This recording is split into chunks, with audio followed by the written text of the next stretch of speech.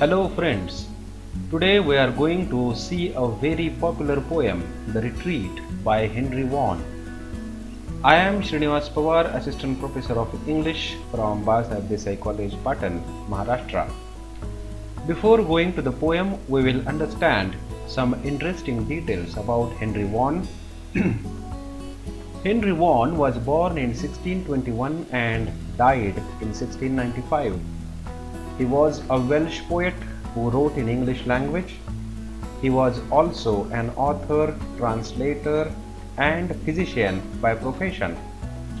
Vaughan is one of the major metaphysical poets, along with John Donne, George Herbert, and others.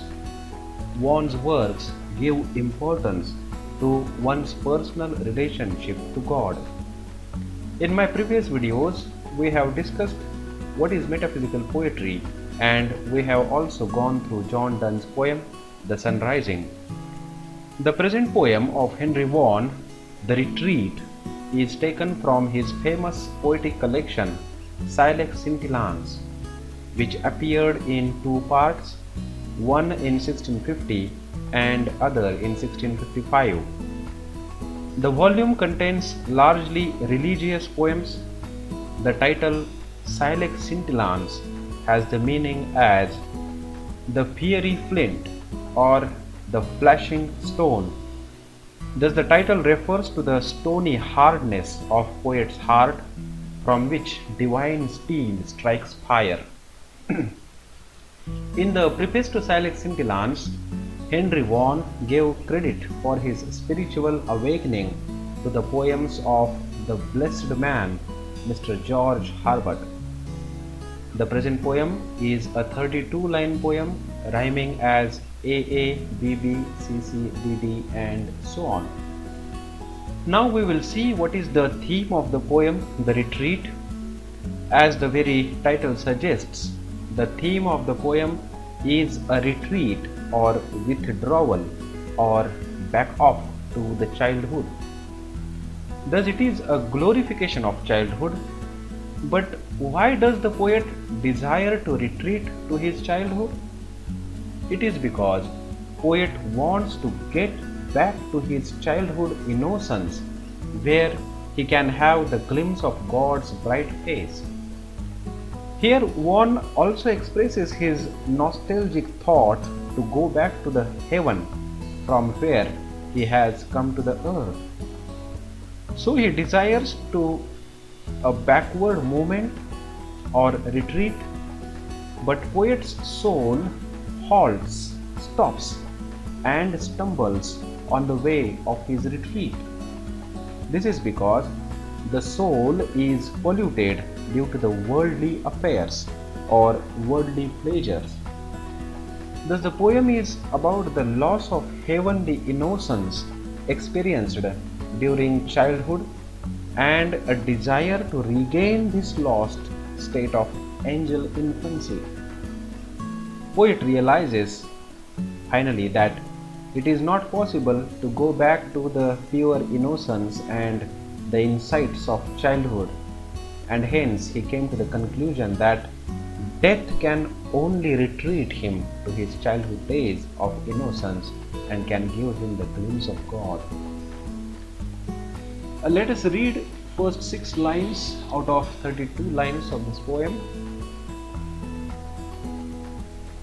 Happy those early days when I shined in my angel infancy, before I understood this place appointed for my second race, or taught my soul to fancy out but a white celestial thought.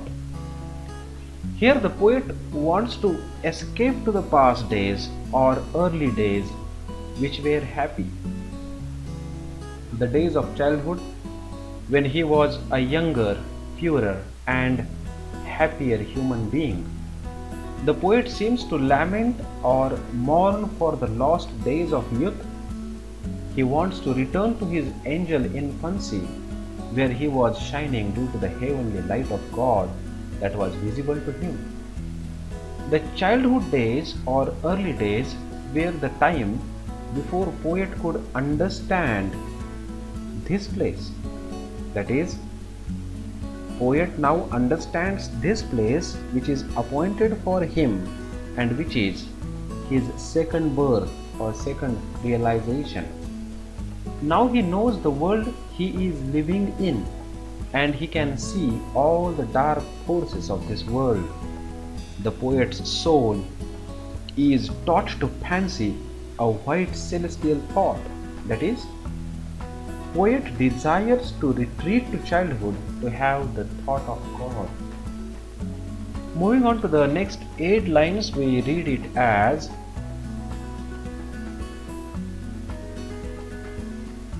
when yet I had not walked above a mile or two from my first love, and looking back at that short space, could see a glimpse of his bright face, when on some gilded cloud or flower my gazing soul would dwell an hour, and in those weaker glories spy some shadows of eternity. The poet has not moved a mile or 2 miles from his first love. The poet's first love is his childhood. He has not grown up so much to forget everything in the past. He has walked some distance from his childhood only. And now, poet is looking back at that short period of child life. He can see there the glimpses of God's face. Poet can see God's bright face when his soul gazes upon, or his soul sees some golden colored cloud or golden flower for an hour or so. That is, whenever poet sees some golden flower, he remembers the bright face of God which he saw in his childhood when he was a pure soul. And in those weaker glories or weaker memories of childhood of God's bright face, also the poet can spy, the poet can see the shadows of eternity. His childhood memories of God are only shadows, but they can last up to eternity with him, because these memories are the shadows of God's bright face. How beautiful expression by Henry Vaughan is given here. The poet goes on describing his childhood as the time before he taught his tongue to wound his conscience with a sinful sound. The lines read as, before I taught my tongue to wound my conscience with a sinful sound, or had the black art to dispense a several sin to every sense, but felt through all this fleshly dress bright shoots of everlastings. Here the poet remembers the marked childhood years of his life. In these years, his tongue had not wounded his own conscience or his own mind. The poet remembers the time when the black art or black magic had not delivered sins to his every sense. The poet means here that now his all senses and conscience are polluted or corrupted due to the worldly affairs.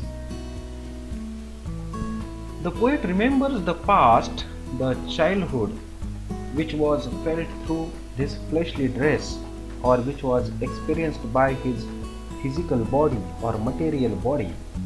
And what was this experience like? Poet tells us, this feeling is like the bright shoots of everlastings. This experience for poet is like the bright face of God, who is everlasting and immortal, just like the experience of poet or this enlightened spirit. Poet himself is an enlightened spirit.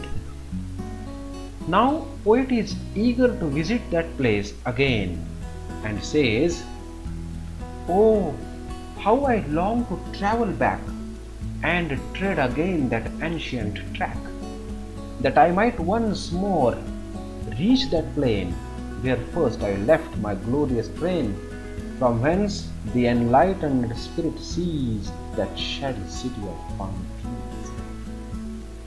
Here the poet again wants to tread that ancient track. Poet wants to walk on the same old road as he longs to travel back. Why? Why does poet want to go back to the past so fervently? The reason is given here, that I might once more reach that plain where first I've left my glorious train. The poet wants to catch that glorious train by reaching at that place from where he can see the shady city of palm trees. What does the word shady city of palm trees stand for?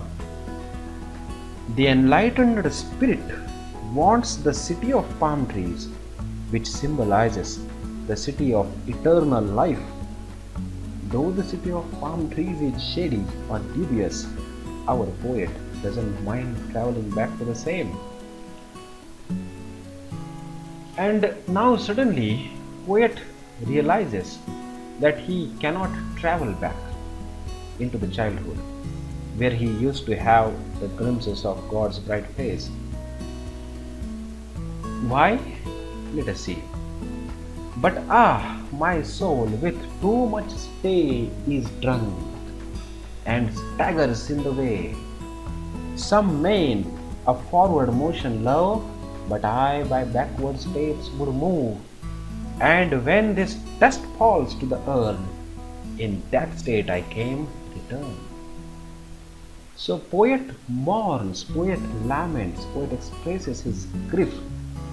He realizes that his soul is drunk with the longings and remembrances.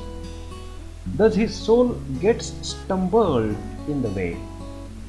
The poet knows it is not good to dwell all the time in the past. The poet also knows well that some men love a forward motion. That is, some men wants to move ahead in their lives. But poet would move backward steps. How? We can have question here that poet cannot travel back to the past. So how is that he would step backward? The metaphysical poet Henry Vaughan gives the answer here as, when this dust falls to the urn, in that state I came return. That is, when the poet will turn to dust, or when he will die and his ashes will be filled in some urn, some vessel, then he will return to his early days. It will be the ultimate returning. His body will return to the earth and will become what it was before he was born. Thus in the poem The Retreat, we see Henry Vaughan prefers to look back to the early days of his life when he was in touch with God's bright face. It was the time when he glimpsed the eternity of the afterlife. Vaughan ends the poem by saying that if he looks forward to anything, it is to returning to the dust of which he was formed from before his birth. Here is the reference to the biblical image of man being made from dust and to which it is returned when he dies. So thank you very much for your patience listening. Don't forget to subscribe my channel Easy English to have glimpses of English language and literature.